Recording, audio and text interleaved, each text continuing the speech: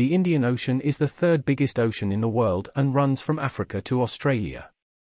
It is home to a rich history, a range of marine species, and a wide variety of cultural practices.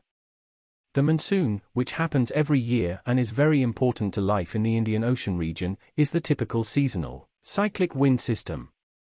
The southwesterly southwest monsoon, June-September, and the northeasterly northeast monsoon, October-December, bring rain to India and Sri Lanka. In addition to providing water for farming, the monsoon has also facilitated maritime trade between Asia and Africa for thousands of years. Large ships have been able to sail back and forth over the Indian Ocean following the wind pattern of the monsoon. The Indian Ocean has had a big impact on the cultures of the countries that are next to it.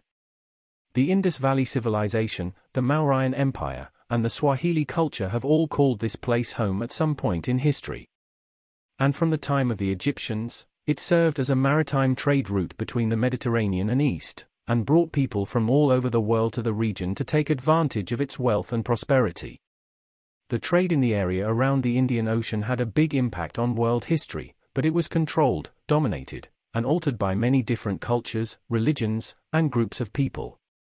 Prior to the arrival of the Portuguese, the Indian Ocean was controlled by Arab merchants in cohesion and connivance with the regional ruler, from the Red Sea to Africa to India and up to Java and Sumatra.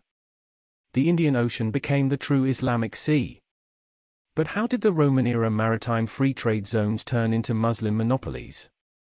Let us understand in brief. The maritime trade along the Indian Ocean's coast dates back to Mesopotamia and Harappan times. But soon after the Romans took over Egypt and made it part of their empire in 30 BCE, the trade in the faraway Mediterranean Sea grew and diversified. This was mostly accomplished by trading through the Red Sea route and then transporting goods overland to ports on the Mediterranean Sea, thus advancing it in the core Roman lands of Europe. In the late Roman period, trade through the Red Sea went down, perhaps because of the contraction of the Roman economy.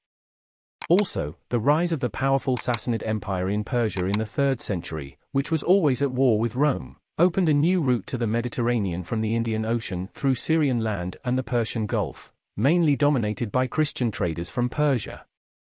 In the early 7th century, two important events changed the world forever.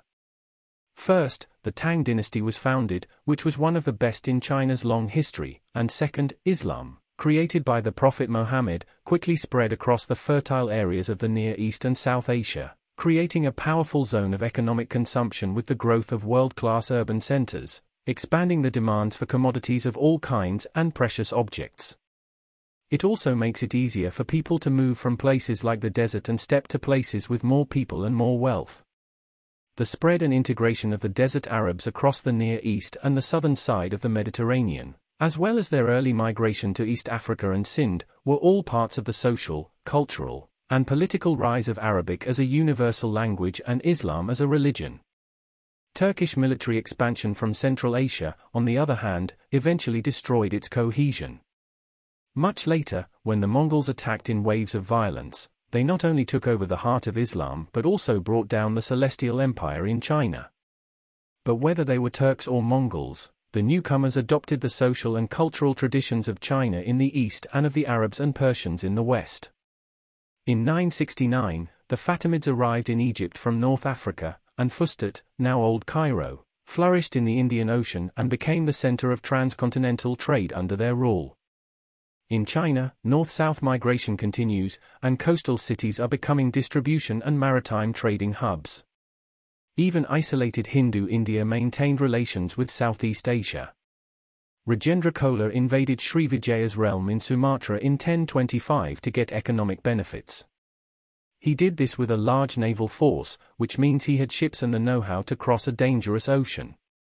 During Hindu and Buddhist times, there were strong cultural and religious ties between Southeast Asia, India, and Ceylon.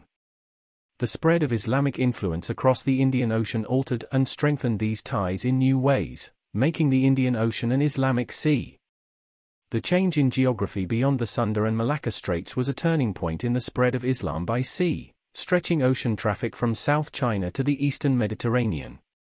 This type of business has separate markets for buying and selling that are separated by geography, and have very different social and political values. It also has a hierarchical port system, where each economic area has a key central port exchange center that gets most of the ocean trade, and is run politically by its local chieftain. Arab ships and traders went to China and back following the monsoon wind patterns, stopping at ports along the way to take advantage of market opportunities until at least the beginning of the 10th century. A single trip across the Indian Ocean was expensive, so this way of trading was slowly replaced by shorter trips between a number of important port cities at the largest diameter of the three navigational circles. By the 10th century, Chinese merchants in their heavy-planked, multi-deck ships called junks realized that they could make money by trading directly in the Indian Ocean, especially with the Arab lands, much more than trading in Java and Sumatra. And, with the increase of China's seaborne trade during the Sung dynasty, the demand for Arab low-value goods like dates, sugar, timber, and horses as well as high-value goods like incense, exotic aromatics, and attar from Persia increased.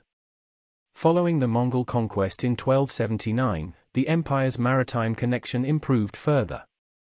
And, during the Ming period, from 1404 to 1433, the Grand Eunuch Cheng Ho organized a series of seaborne expeditions, first to Calicut and then to Hormuz, Aden, Jeddah, and the East African coast.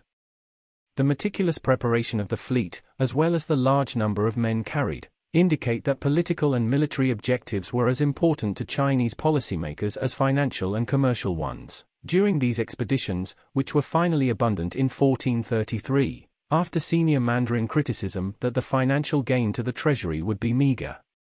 So, the next Ming emperors made sure that foreigners couldn't visit China's seaside and that Chinese merchants couldn't trade with places outside of China. This effectively ended the eastward influence in the Indian Ocean.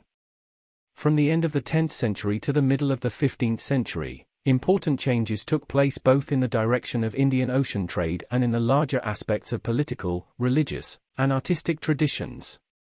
With the fall of the Abbasid Caliphate and the rise of the Fatimids in Egypt, long-distance trade went through Aden and Fustat instead of Baghdad and Damascus. Under the Ayyubids, who ruled Egypt from 1171 to 1260, and then the Mamluks, who took over from 1252 to 1517, the Red Sea ports helped keep Cairo's strong economic position. Muslim merchants and traders split the Mediterranean into Christian areas in the north and Muslim areas in the south. This was more noticeable after the Ottomans took over Constantinople in 1453. In the end, Muslims built an impenetrable trade wall between India, Southeast Asia, and Christian Europe. In India, the Turkish Sultanate of Delhi took over Gujarat in 1304.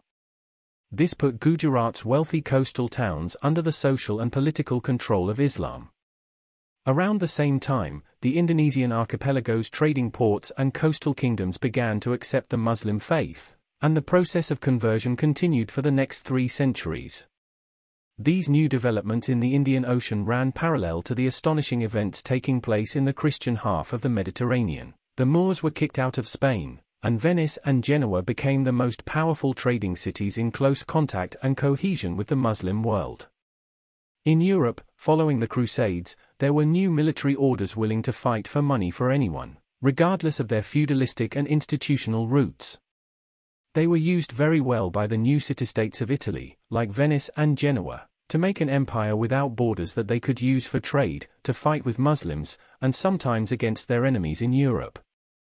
Venice fought for and won control of most of the sea trade in the eastern Mediterranean and the Black Sea, along with the Muslims. Genoa's bankers and financiers turned west, away from the Mediterranean, toward northern Europe. They helped and financed the Iberian and Frankish states in the north while keeping an eye on the trade and voyages in the Atlantic and West African oceans. Antwerp became a new trade center, with connections to Lisbon and Genoa in the Mediterranean. After the Black Death's devastation in Europe in the mid-14th century, a new cultural and intellectual innovation movement called the Renaissance started in Italy, especially in Florence. And when it was at its best in the 15th century, not only did it make amazing art and music, but it also made a lot of new discoveries in cartography, geography, navigation, science, metallurgy, shipbuilding, etc. Lisbon, which was at the center of the Baltic, Mediterranean, and Atlantic Ocean's maritime trade, benefited the most from this, producing state-of-the-art large ocean-going shipbuilding and voyage financing and being home to all kinds of people seeking risk, discovery, and adventure. In the 15th and 16th centuries, with the emergence of the strong overland gunpowder Islamic empires of the Ottomans in Turkey, the Safavids in Persia, and the Mughal's in India, the Muslim wall in Asia and North Africa became more impregnable and difficult. Under these conditions, the Portuguese crown's dedication and coordinated efforts in the southern Atlantic made it possible for their captain Major Vasco da Gama and his fleet to reach India for the first time in Calicut, in the Indian Ocean, in 1498. This threatened and altered the old Indian Ocean maritime trade routes through the Red Sea, supplemented with overland caravan travel.